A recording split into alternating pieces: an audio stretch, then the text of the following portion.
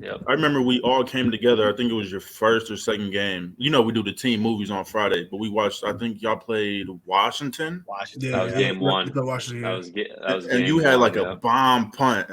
And we That's were crazy. cheering, and then bro took it right back. Yeah. Bro took it right yeah. back. What was this? Was He's that Pettis? yeah, Dante Pettis. Yeah, he's Was that the your number like one. welcome to D1 moment type? Yeah, I guess you could say that. Yeah, he was the number one punt returner in college football history. I think he has the most punt returns ever. And he had 4 straight. He had one each game for 4 games that year. He had one. I mean, his first one was against us, but That's crazy. yeah, I mean, it was a bomb punt. It was a good punt. Great punt. Not mad. Trust me. Not Great, mad about the hey, punt. fantastic. But Out of a 9-yard box, we were snapping from our 1-yard line. I mean, but yeah, the welcome to the D1 moment was when I thought I took a good pursuit angle on him. And, Gary, you can appreciate this as a defensive guy. I thought I took a good pursuit angle, but no, he just flat out gassed me.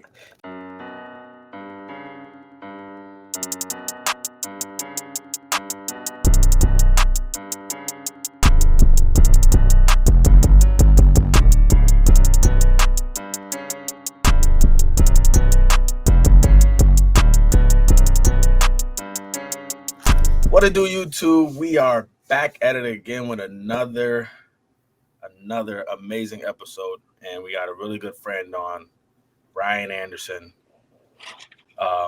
Definitely want to give a shout out for him taking time out of his day, busy man, to get on this podcast with us today. Obviously, give a shout out to KB and Nick. I don't know why KB's frozen. I would say KB been frozen for like 10 seconds, but we back now. Yeah, but overall, if you guys don't know, Ryan is an NFL free agent at the time. He is a 2-time AFCA first-team All-American. 2-time. Didn't know, 2-time. First-team All-Big Ten and Big Ten Punter of the Year. That's all D1. We're not even gonna talk about the All-Americans at all of that. Dude is just raining with awards. D1. But he was picked up. He went undrafted and then had a training camp with the New England Patriots.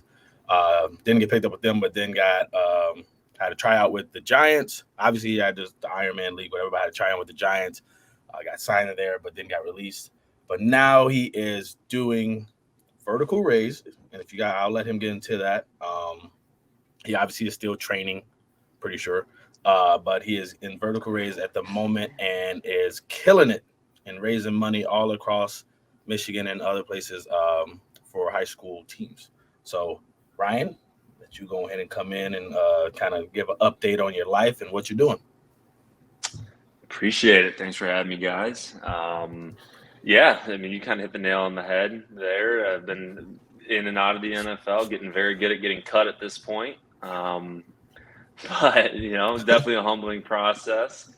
Now since then, just living the married life and working and training. I'm still training and holding out hope. But, the NFL is, they always say it's a not for long league for a reason. And it is the epitome of pretty much everybody's experience with that league. So, I appreciate you guys having me on. Oh, no problem. Hey, Ryan, what's like one of the biggest differences? Because you played on basically all levels, the D3 to D1 in the NFL. What's like the biggest differences between the three? I played in D2 as well. Yeah, you did. So I started at Saginaw before I came out. So yeah, I have played every division except NAIA. Probably would have played there too if I had any more eligibility left. But honestly, the size and speed is just the biggest difference. I mean, there's athletes at every level. It just they're just a little bit bigger and a little bit stronger and a little bit faster the higher you go up. And the NFL, they're all kind of aliens, to be completely honest with you. A lot of those dudes just aren't real. As soon as I saw somebody, I mean, I'm always consider myself a good athlete. As soon as I saw somebody that weighed about 150 pounds more than me and was about 7 or 8 inches taller than me and can run, 0.3 of a second faster than me on a 40-yard dash, that's when I knew I was in a different realm. Yeah. It's crazy out there, man. So I want to go back to the college. So you with the Rutgers, right? That was your only D1 offer coming out of OC? No. I could have went to Texas State, could have went to Rutgers. Michigan State wanted me to preferred walk on. Illinois wanted me as well. There was a couple other schools that I was chatting with. Let's see, James Madison was D1 AA. They offered me a full ride as well, and so did the University of Delaware. So quite a few, but Rutgers was definitely the best fit, and we don't regret that decision at all. So what was the decision for that? Like what went into that decision? When I transferred, I mean, you guys, we all played together at OC. So that last year, I was the number 2 punter in the country, regardless of division. So statistically speaking, I mean, punting is a numbers game. So I was punting, and I was the second best in the country, D1 through D3. And I said when I was transferring, I'm only going on a full ride because I was paying out of that college private school tuition. You guys know how it is, and I was only going to go on a full ride, and I was only going to go play in the Big Ten of the SEC. I wanted to play on the biggest stage in the country, and those are the 2 best divisions. So, yeah, I mean, that's kind of what led me into Big Ten. It was a no-brainer. I guess growing up, we all kind of grew up in the Midwest, so we all kind of grew up Big Ten kids growing up watching those games. So having that opportunity definitely led me that way. And Rutgers they were real with me on my recruiting visit, on my official when I went out there. And you went to Madison Square Garden for that, didn't you? I remember you went to a college game at the Garden, right? Yep, Wisconsin versus Rutgers. We sat floor seat at Madison Square, so that was cool. And they were honest with me. I mean, I was a 22-year-old man at that point, so they didn't need to feed me lies like they do to not today, but like a lot of people do. You try to talk it up to a 17, 18-year-old kid, but they were just honest as can be with me. Yeah. So I liked it and committed on the spot for sure. Was my fault. Was one of the selling points, because Rutgers isn't the best offensive, was like knowing you'd be able to punt more? Did that go into your decision? No, it didn't play any role at all. Everyone tries to say, "Oh, you went there because you punt a lot." No, we were actually pretty good that year. Could have made a bowl, but lost a couple right at the end. But no, that played no role in it. Just the fact that being in New York, New Jersey, and the media market and all that played a little bit of a role. But it was just a great fit. Loved the campus, loved the college, loved the coaches, and the fact that I thought I was punting a lot didn't play a role. What part of New York was that? So it's in New Jersey, but it's 30 minutes across. You just take the subway over. Take the subway or the ferry. Train. I remember. Uber, Yep. I remember we all came together. I think it was your first or second game. We do the team movies on Friday, but we watched. I think y'all played Washington. Yeah, that was game 1. Washington. That was. And you had like a bomb punt. And we were cheering, and then bro took it right back. Yeah. Back. What was this? He's Pettis? Yeah, Dante Pettis. Yeah, was that your welcome to D1 moment type? Yeah, I guess you could say that. Yeah, he was the number 1 punt returner in college football history. I think he has the most punt returns ever. And he had 4 straight. He had one each game for 4 games that year. He had 1. I mean, his first one was against us, but that's crazy. Yeah, I mean, it was a bomb punt. It was a good punt. Great punt. Great, fantastic punt. Out of a 9-yard box, we were snapping from our 1-yard line. I mean, but yeah, the welcome to the D1 moment was when I thought I took a good pursuit angle on him. And, Gary, you can appreciate this as a defensive guy. I thought I took a good pursuit angle, but no, he just flat out gassed me. I think I remember texting you because, like I said, like he said, we were all watching it, and every single time y'all went on offense and it was 3rd down, we were cheering for you guys to not get the first down just so we can see you punt. And I was texting you. Obviously, you're not gonna get it, but after the game, I remember asking like, "How you ain't tackling?" and I remember you saying like, "I thought I took." He's a different breed, man. I thought I took a good angle, and he got me because we were. Man, I was real, man. I took a bad angle, and I took a good angle, but he just. He's just different type of speed, man. Just different type of speed. But later in the season, I did make a tackle against Nebraska. He was returning it, but I tackled him. I said, I ain't having 2 punt returns in the same season. So I did get him. That's too much pride. You can't let 2 get back. Can't let 2. He's too competitive. He's too competitive in a lot of things, man. Yeah. My bad. What you say? I was just gonna ask, like, because I'm a fat dude at heart.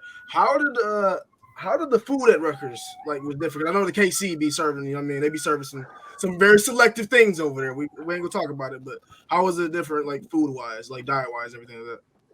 That's probably by far the biggest difference between all the levels is the fact that they put millions of dollars into feeding just the football players. I ate just where the football players ate. Nobody else was touching that food ever. Mm-hmm. Yeah, I mean, it was you can get anything you want whenever you wanted it. It was insane. I mean, they had great food. I mean, anyone listening to this as a recruiting tip, Rutgers' food is top notch. So, I loved it. I mean, we had everything. I definitely put on some LBs, but they also you lift 95 hours a day too, so you do all right. Yeah, that's gonna be my next question. How did it differ? Because again, Grummett was, for me anyway, he was one of the best lifting coaches. How was the weight room in that environment type thing? So yeah, I mean, facilities wise, clearly, but that's just resources. There's nothing against Olivet. It's just the fact that there's more resources over there at RU, more money. Yeah, I mean, for sure. But both some of my best lifts I've ever had were at Olivet with Grummett, and there's no ifs, ands, but we got after it there, especially when we used to go to the side field. I know Gary, you remember that with the tires and all that. The tire flips, yeah. Boy. Yeah. So, but Rutgers' workouts were insane too. I mean, they were awesome. It was a great environment. There's just so much more. Again, resources. We had, KP Kenny Parker, our strength coach. He's one of the best in the game. He came from Ohio State, and he was awesome. And then we also had 4 or 5 assistant coaches that were there all the time too. So that programming really kind of set me up for a great senior year. I guess fifth year. Shit. So what was your expectations? Because obviously you got the award Big Ten Punter of the Year, All-American and everything. So you went from, moving from the D3 level and getting All-American at that level to doing the exact same thing at the D1 level. How were you feeling after you won that award? Good. I mean, you don't feel bad after you get an award like that, but I had the expectations for myself. I don't know if anybody else did, but I mean, like I said, I knew what I did at D3, and punting is a numbers game. It's a little bit different for receivers going up against a D3 corner than it is going up against Denzel Ward, at D1. That's a different game. However, punting, you're punting the same football in the same field dimensions. So I knew I could do it. It just mattered of, getting the shot to do it. And I was holding myself to nothing less than that. I didn't come in saying I want to be first team all Big Ten Punter of the Year. I just came in saying I wanted to be the best. And I don't think I was number 1 in the country, but I was definitely top, I think 5 or 6. But I was number 1 in the Big Ten. So that's. And I think you broke Rutgers' record with that too. Pretty sure I did. Just got broken this year, but Oh yeah, their punter this year is good. Yeah, Adam. Yeah, held up for 4 or 5 years. I was different talking, styles of punter. Yeah. He's a numbers punter. He's an Australian rollout guy. So, but insanely accurate and limits his return yard. So good for him. Yeah, I was talking. Do they have open arms for you to come back anytime you want? It's a new coaching staff, so I haven't really connected with the new coaching staff. But I came back a couple times while the old coaching staff was there. So in 2018, I came back there. 2019, I came back there again too. That's what's up. That's love right there. So you more than a punter, man. I know you can hoop. Have you been in the gym lately? Hooper. Actually, I just got asked to play a month ago, playing this adult men's Sunday morning league. Sunday league, man, they be killing. Yeah, so, you smell like beer in the morning and shit.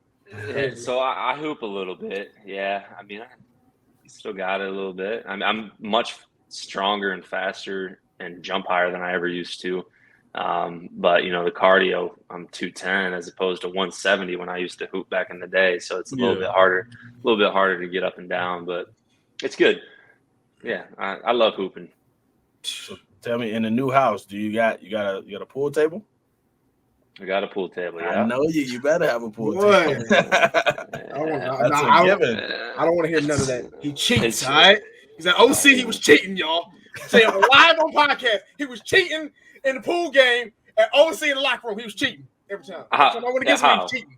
I don't know, but he was cheating somehow. I know that. He said we need cameras. We need cameras in the goddamn locker room at all times. You're gonna claim that because you couldn't beat me. I was unbeatable. It doesn't mean that you're cheating. I'm not finna say nothing. I'm finna say Keegan, rub your camera. Yeah, I Keegan was Romeo came just out, gonna say that. Were you a pool shark or what? Or did you just let him know off the rip? Because I remember I played you once, and we had at least one ball on the table each. So I held my own. I may be making up the story. I may be making up. No, the story. you definitely make up the stories, man. It's definitely making up the stories. Because Ryan is I mean, annoying. He don't miss. It's It's kind of ridiculous. pool, yeah, I don't know. I learned at a young age from my dad. My dad was a pool shark, and he basically pool's an old man's game. Everybody thinks it is, but I used to get pleasure out of, in my early 20s going to bars and watching old men play, and they're throwing around money. You know me, I love my gambling too. So I would just go and I'd shark them for sure. I mean, I'm a 21, 22, 23-year-old guy and playing these 50, 60-year-olds who just think that just because they've been around and pool's an old man's game, I would wax them and take their money and not feel bad about it. So I don't know, but my best talent's ping pong by far. I'm much better at ping pong than I am at pool. So I think I'm better at ping pong. I think I'm better at ping pong than I am at punting too. Where did that come from? Was that something that was because we had no grew ping up pong table at not OC. We had one at Rutgers though, and at the Giants. And I'll tell you what, we had some battles on IG Live at the Giants. It was wild. But yeah, I played as a kid and then went like 10 years without playing it. But it's one of those like just learn trades. I don't really forget it. You pick it right back up. It's like riding a book or riding a bike and shooting a basketball. It's just kind of muscle memory. Yeah, but even more so, my shot's much worse now than my ping pong game. So I think ping pong is a little bit more muscle memory. More Are natural. you still in contact with anybody from the Giants? I remember you posted a picture with Saquon.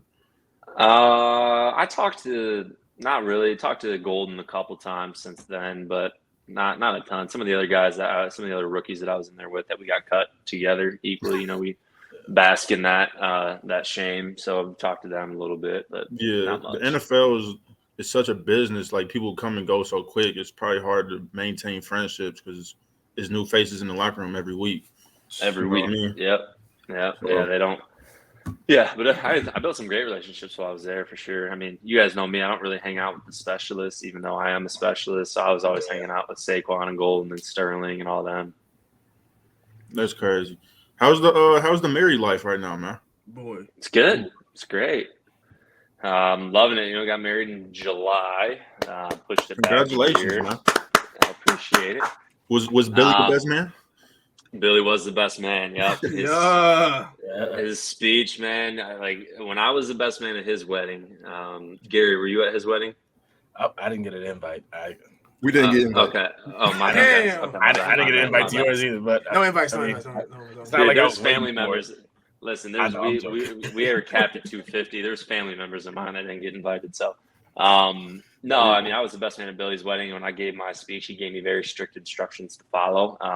Thus I gave him the same instructions, and he didn't follow them at all. It wasn't good, but yeah. Once a little drinking gets involved, it's over with. Yeah, but no, it was great, man. It was the best day ever for sure. It was a great day. Married life's good. It's good. Can't complain. We got a baby Ryan on the way or what? Not yet. No baby Ryan. I know how it goes. People get pets and get dogs to practice. Okay. They do. I know. I've had that for 4 years, though. So I got my dog 4 years ago. So what's up with these camps? Can you talk more about the camps? Because I really don't know that much. Camp as far as training camps? Yeah. Or your camps. Don't you run camps, right? Yeah. It's kicking camps? Yeah. Yep. Yeah, I do run. Well, mostly this year we're going to start running camps, but I've been training individually. I've been training some guys individually for the last few years, really the last 4 years. And I guess I've had two now that I've been training for multiple years, both take college scholarships to one at a D1, one at GVSU. So I went to Western and then GV. So it's been good, but it's a good way to give back. Not many people know much about kicking and punting. So, it's just, especially here in Michigan, all the big kicking and punting training guys are all in Florida or Cali or Texas or somewhere warm. So, I just want to be able to give back to the next generation of kicker punters and not to ostracize them. Everyone tries to kick punters and kickers to the curb. So I try to bring them up. Facts. Now, you've been a punter on the next level. So if you were like an NFL scout per se, and you were looking at a young kid, what would you like look at more? Would you look at power in the kicks? Would you look at accuracy? Would you look at if he was like different, like a rollout kicker as more as a straight on kicker? Or like what would you be looking for as far as like athletic? To me, I look for athleticism. You can fine tune things, but you can't teach an athlete. Everybody wants an athlete. But I know what the scouts look at. I've always been a very, very accurate punter. And I had a big leg, but I didn't have the biggest leg. But I was always one of the most accurate, if not the most accurate in camp at the time. But then again, I'm on this Zoom talking to you guys, and I don't have a job right now for punting. So that being said, I know that guys who have the strongest leg typically have the leg up. If you got the strongest leg, that's when the scouts are like, okay, because they think that they can teach the accuracy. Not always the case, but I'm always hitting. I always say you judge a punter by his C and D ball, not his A ball. Everybody has a good A ball, but how good is their bad balls? How good is their bad pitch? Like a baseball term? That's what you exactly. mean? Yeah. Okay. Yeah. How good? Yep. Yeah. The biggest thing I've noticed at least when it comes to punting, like, because I guess it's because of you, honestly, because when I see punters do anything nowadays, it's about, can you pin it inside the 20, so that has nothing to do with distance at all. It's about your touch when it comes to it, or are you pinning it and kicking it out of bounds, and letting it roll, shaking it, whatever, in general. But it's like different levels to it. Like when you were in the back of the end zone, right? When you're punting at Rutgers, that one punt, that first game, whatever. Most of the time they tell you got to get it out, right? You want to make sure you try to get it out as fast as possible because you got 9 yards versus what you would normally get at 15, 16, yards from someone to block it, whatever. So most of the time it's like, get it out now. But like, those are the different things I feel like a lot of people don't understand when it comes to being a punter. It's like, it's not just kicking the ball. Sometimes you got different situations and other, aspects of the game where you got to pin it deep, or in that situation, like with you had to get it out fast, but not only did you do that, you kicked it 50 plus yards, whatever. Like, so it's like, shit out of it. Yeah, I know it was it's not simple. 67. My fault. Hey, you see how I did you right? He tried to shave you 17 yards. He said 50. He tried to shank you some yards. He tried to shave you hella yards. No, neither here nor there. But yeah, no, you're right. I mean, punting is a very, very unique position. I've always said punting and kicking is very hard. You're on a stage, because you imagine you got a stadium full of 100,000 people, and you have a bad punt or a bad kick, whether that's your very first football game or that's your 100th football game, and you know nothing about football, whether or not that kicker missed or whether or not that punter wasn't a good punt. However, when you reverse that, say it's a DB who gives up a touchdown, if you know football, that may not have been that DB's fault. It might have been a cover 2 or something. It wasn't his, So it's a little bit harder for people to blame that DB because they're like, okay, well, I don't know what happened. I don't know it, but everybody can blame a kicker or a punter if it didn't go in, or if it wasn't a good punt. Exactly. Yeah. So that's why you get a little bit more ostracized, just because everybody, whether you know football or not, can blame you. But like even with the quarterback throwing an interception, sometimes the DB sometimes the receiver ran the wrong route, or it's not always so simple. Yeah, line didn't pick it up. Yeah, exactly. So, but what you said earlier too, I'm gonna pick on, like, because you was like, most of the time, I mean, when it comes to being a punter, it's between you. Like, I mean, obviously you got to worry about the snap being good, if it's low or high or something like that, whatever. But after that, it's kind of just between you. So, like, that's one of the things. Like, I mean, like, how was your, like, did you have the same routine? I mean, most of the time you probably want to have the same routine, but was it the same throughout college at Olivet and Rutgers and when you were with the Giants? It varied a little bit as I got better. I changed a little bit, but I mean, I know even if just from my 2 years at Olivet in 2015, you look at kind of my stance and my pre-routine, much different than what it was in 2016, and then much different at Rutgers. And then when I was at the Giants, I was finally much more fine-tuned. But yeah, whatever you do, you want to do it repetitive. I mean, I don't know if you guys are golfers, but I always equate it when I train these kids to golf. Any little thing the littlest thing that goes wrong in golf, that ball is 500 yards to the right or 500 yards to the left. Yeah. We're dribbling on the ground, and kicking and punting is no different. The littlest thing goes wrong, you're shanking the ball or you're missing the kick. So, it's a repeatable position. You can't just make a pass that's a wobbly duck and get lucky because the receiver catches it. There's no luck in it. Like, you have to be almost perfect. Gotcha. That various question kind of led into mine. Like, how, like, football obviously is a mental sport. It takes mental fatigue. It drains you on your mental a lot, whether you're learning the repetitions or worrying about coverage? Like, how much mentally do you have to prepare differently? I guess from kicker, because you were a receiver as well as Olivet. So like, how does it differ between the mental stage between receiver and kicker? Big time. I mean, I think the hardest thing mentally as a receiver is just remembering the plays. Knowing what to do. I mean, it's not hard to know what to do with punting. You got to punt the ball. Mm-hmm. But mentally, the most important punt's the next one. So, no matter whether that was a good one or a bad one, you got to forget about it because it's always about – you always hear coaches say the next play, next play, next play. But really as a punter, you might get 1, 2, 4, 5 punts a game, whereas a receiver or linebacker or, running back, you're getting 20, 30, 40, 50, 60 plays a game. Mm-hmm. So it's a lot more important, because if you got a bad punt, you might have to sit on that. If it's a bad punt in the first quarter, you might not punt again until the third quarter. You're sitting on that for a while. Mm-hmm. How quickly can you get over that in your head and not carry that on to the next punt? Yeah. Did you hold at? You held at OC, right? Did you hold for records? No, nope, I didn't. The punter that started the year before I went there, he was still there. He was a senior, and he was a good holder, so he held, and I punted. So. Okay. All right, so I got he's a love. When it comes to who did you look at any other punters like in the NFL when you were coming into? Like, did you get any advice from anybody like that or no? Would have been Rich Camarillo. You probably wouldn't know his name, but if you Google him, he's a 16-year NFL vet. He was my kicking trainer, my punting trainer. He lives in Arizona, so I got a ton of advice from him. I was always leaning on him, but none of the recent guys, no. I mean, I talked to a lot of them, but didn't really get any advice from them. I got you. Okay. Shit. Hey, my fault. I got it muted, bro. They like drag racing outside my apartment. No, you get it. No, you're fine. You're fine. How is because you so how's the cutting process in the NFL? I know it's real cutthroat, real dry, but do they give you any heads up before, or this is just hey, yo, get your stuff and you gotta go. You gotta go. Yeah, that's a good question because on Hard Knocks they kind of just bring you into the offense hey, you gone. We're going to you out of the practice squad, but you out of here. That's literally what it is. It was brutal. It was horse shit. Pardon my language. I don't know if you got to cut that out. No, you're good. This thing.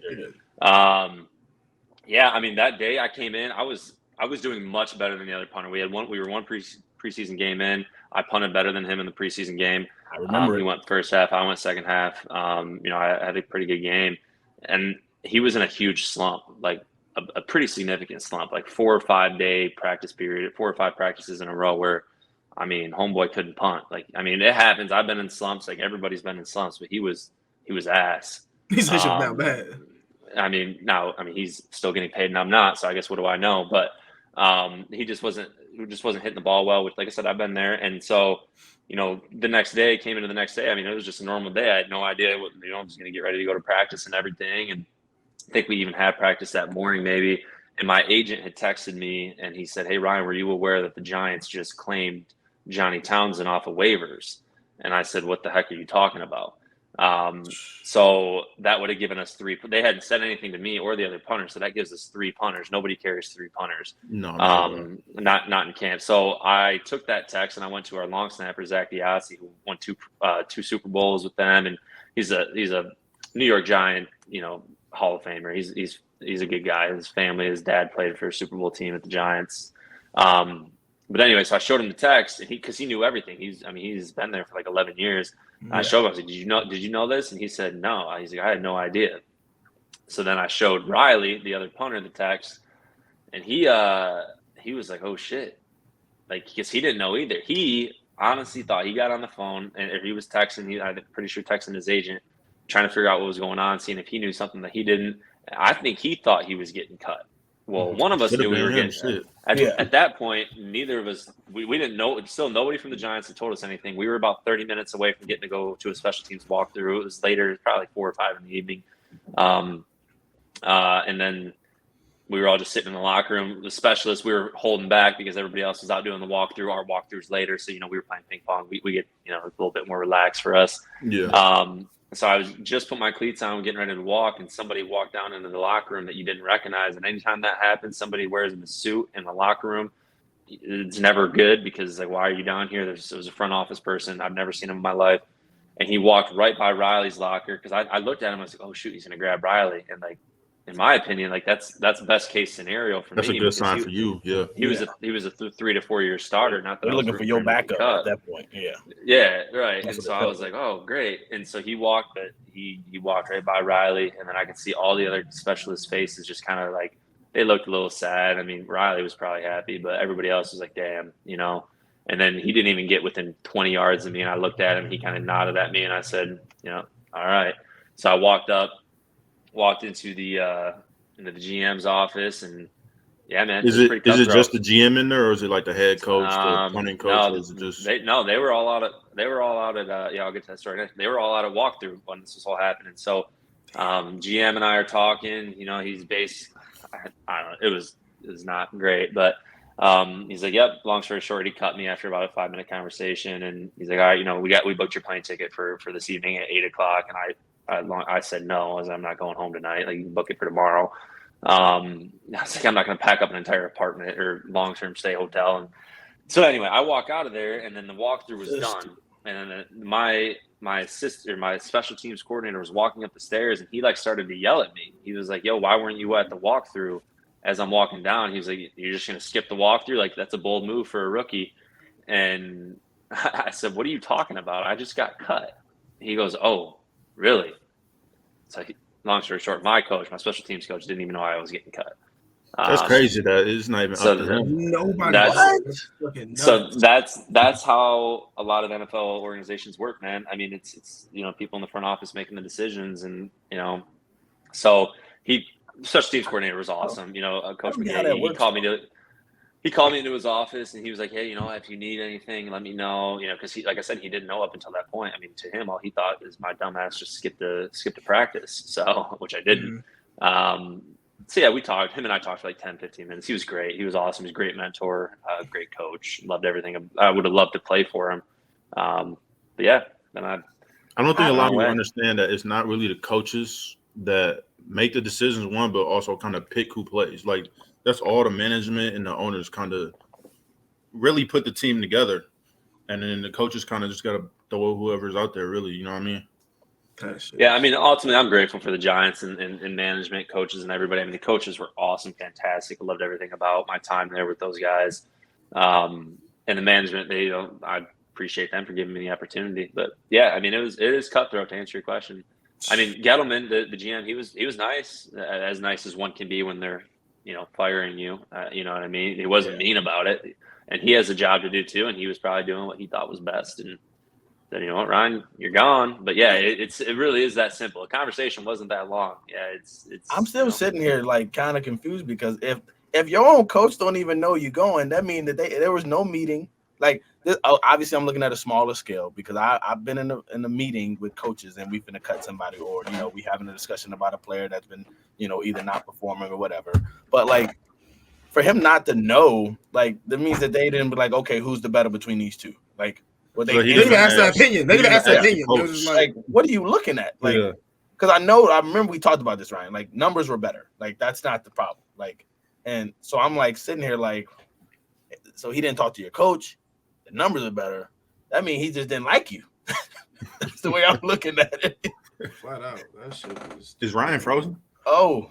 Just stupid. Oh, let's say he looked mad. We back. Can you hear me? Yeah, I can hear you. Yeah. Okay. You must got a phone call or something. No, it just started to kick me off. I don't know what happened. I was basically saying that there's no way. I just don't get it. I feel like the GM just didn't like you. I don't know, man. I mean, you're a likable guy. I don't know what the problem is. Well, the GM didn't really. I was a rookie punter. We didn't really talk much. I mean, we talked maybe 10 words total before that, so it's kind of hard to dislike me at that point. Because you didn't hold the door for him. No, see, you know, I would always hold the door. It was one time, Ryan. No, trust me. The Upper East Coast people don't hold doors, but I'm a Midwesterner. We hold doors. We hold doors. There you go. Okay. We hold doors. That was one of my biggest things when I first went to Jersey at Rutgers. I was holding doors for strangers, and I get no thank you. So finally, eventually, I started to say, "Oh yeah, you're welcome," as they would walk through the door, and I say, "Thank you." Like, I don't need a thank you. You don't need to like buy me a cup of coffee for holding the door, but like at least smile, nod, something. Appreciate it, Chief. Nothing. Wanted to something. Yeah. Now, they didn't like that. Like people in Jersey are ready ready to fight at all times. So I had to shun that. But yeah, the numbers. I mean, I was writing down my numbers every single day because I wanted to make sure that if I was to get cut, I could look at it and at least in my head, be like, okay, there's more to it than just a numbers game. A lot of times it's contract, negotiations. Who's your agent? Exactly. Who's your agent? Where are the relationships at? Like it's a big relationship league. So yeah, I mean, I had all the numbers, and when we went in live periods, my numbers were better in practice and in the game. But it is what it is. He's still punting. He's still doing well, and good for him. Hey, so what's the big differences in practice? Because we know at OC we kind of go punt, and then Indy, then maybe like a fade drill. How is it set up for the NFL? Similar. I mean, you have your special teams periods, and it's everything's on the hop. Everything's really, really quick. You go from period to period to period. Yeah, I mean, it all varies. Sometimes we would throw a punt into the middle of practice or at the end of practice. Sometimes we would have 2 different punt periods in the same day, or sometimes we wouldn't have any punt period. It just depends on the day. But yeah, they're all pretty.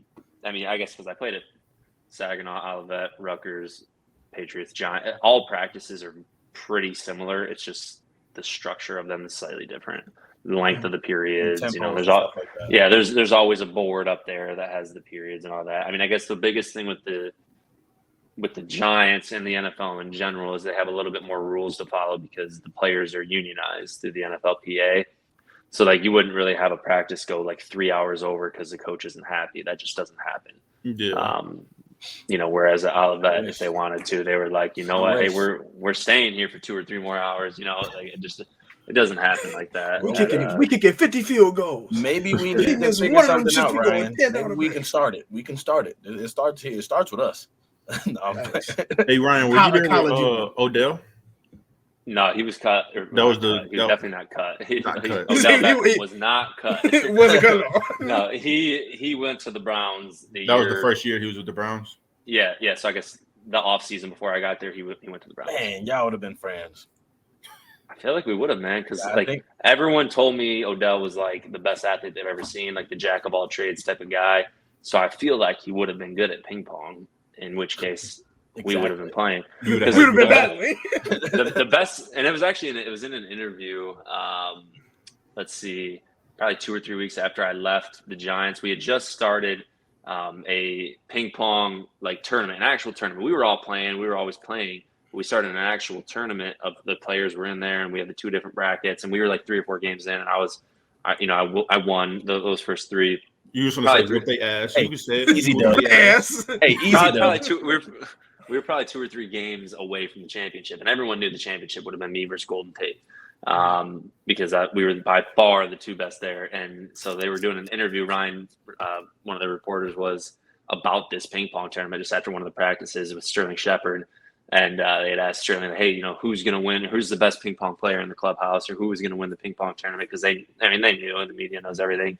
And Sterling had said, well, Golden will probably win, but Ryan Anderson, who was cut, was the best ping pong player in the clubhouse. So, I think I did see that. I think you showed. Yeah, it was tweeted. Yeah, I retweeted it. Shit. But yeah, Golden is insanely athletic. He's insanely good at golf. He's insanely good at ping pong. He's just a freak of nature at all things. Detroit legend. It's crazy how you say Golden, because I feel like you got to say Golden Tate, but when you just say Golden, no, it's Brother Tate. Right?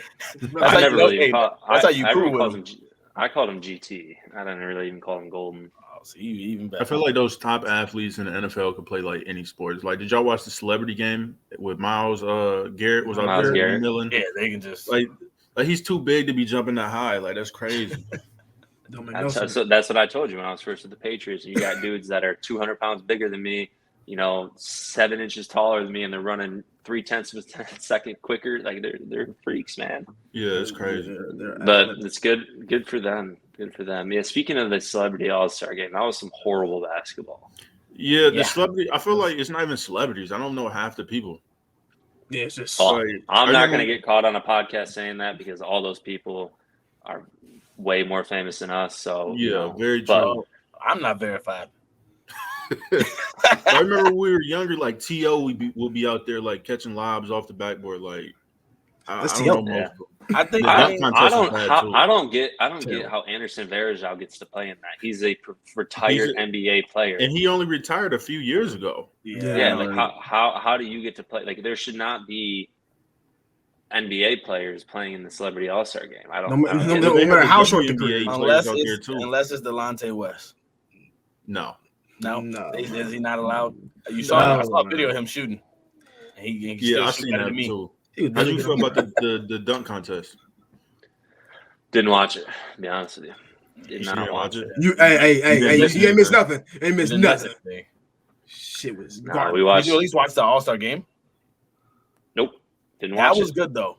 All-Star game. I was working a little bit, but I did see. I mean, I looked at the stat line and saw Steph hit like 16 threes or something ridiculous. It was 50. And it's crazy because they make it seem like he was like being not guarded. Like half of those threes was like, I was literally like two steps inside in your face. Half court line. He was making it, and I'm like I was actually like in awe watching the game. Surprisingly, yeah. I mean, he went 16 for 27. I mean that, and he missed his last 7. Like he missed. That's a good shooting day. Yeah, that's anything over 50. For a 3-pointer, anything over 40 is a good percentage. Yeah, facts. Have you been watching a lot of NBA? Not a ton. No. I don't really watch it to the playoffs. It makes me sick of how little a defense there is, so I can't really watch it until like they start trying a little bit more. Yeah, you know what I mean. Like playoff defenses is way different than regular. Yeah. I mean, they don't. I mean, they go out there and score 130 points a game, and like I'll start watching it like mid to late spring once they need to start winning games to get into the playoffs. That's when I start turning some games on. But outside of that, I'm not. Plus, I don't really have time to watch TV during the week. So it's too big time. I feel it. So I just work a lot. Yeah. No, you're good. So to end this kind of, can you let us know kind of like what's the deal with vertical raise and like what do you do with that? Yeah, man. So we work with high school and college and youth athletic and arts programs and help them raise money, do some nonprofit work and help them raise money as well. So it's been awesome. It's a great way to keep me involved in athletics. And I mean, last year in Michigan, we raised a little bit over $6.5 million for Michigan programs. So man, thank you. Yeah. So it's feel good work. You know what I mean? Like we're able to help athletes and, ultimately we're helping the programs, which will in turn help the athletes and, help them raise a bunch of money and, allows coaches to buy more gear and equipment and safety equipment, things that's going to enhance these athletic careers. And not just that, but we do a lot of arts works as well. And the band, I've had a whole new appreciation for bands and choirs and orchestras and, what they do is amazing on a day-to-day basis, and they practice every bit as hard as we do. They might not be running up and down a field, but they practice hard. So, oh yeah. So, man, it's good. It's just good to be able to play my little role in giving back to young, performers and athletes. How'd you get into that? Like, where did that come from? So I got recruited into it on LinkedIn. A shout out to LinkedIn, I guess. Before I signed with the Patriots in 2018, I got a message from the CEO and like I just disregarded it because I was so engulfed in football. Yeah. And then when I got cut by the Patriots, I was like, well, shoot, homeboy's got to work at some point. So I was like, all right, well, this would be awesome. I get to kind of stay in touch with athletes and I can train and create my own schedule. And then it just took off from there. So I started February 2019 and since then, like I said, this year we raised as a team a little bit over 6.5 million and I raised individually a little bit, about 4.5 million. So, it's been fun. It's been taking off ever since. Amazing. I think Inside the Chat wants to do a fundraiser. I know how it works, honestly. It won't be good with us. But hey, y'all got any other questions for Ryan, man? No, off camera, I got a few though. I was gonna say, we're good. You got a few. But thank you, Ryan. I greatly appreciate you taking the time out of your day, man. I want to let everybody know this is a super genuine guy, man. I can text him randomly and he'll respond back. He's not like, I know he's a cocky guy, but he's cool. I mean, he's true hearted when it comes to everything. I love him, man. And he's a hardworking guy, and he obviously very talented. But that was definitely the episode. If you guys got any questions or want to shoot Ryan on anything, follow him on all social medias. That'll be down in the description down below. And that's about it. All right. Is there any social media for VA, Ryan, or no? Sorry, what? Is there any social medias for your like VA? Like, oh yeah, it is. I'll put that down. Yeah, Vertical Raise Michigan. Yeah, yep. Okay. Vertical Raise MI. Yep. Okay, yeah, that's all in there. But all right, thanks. Cut it.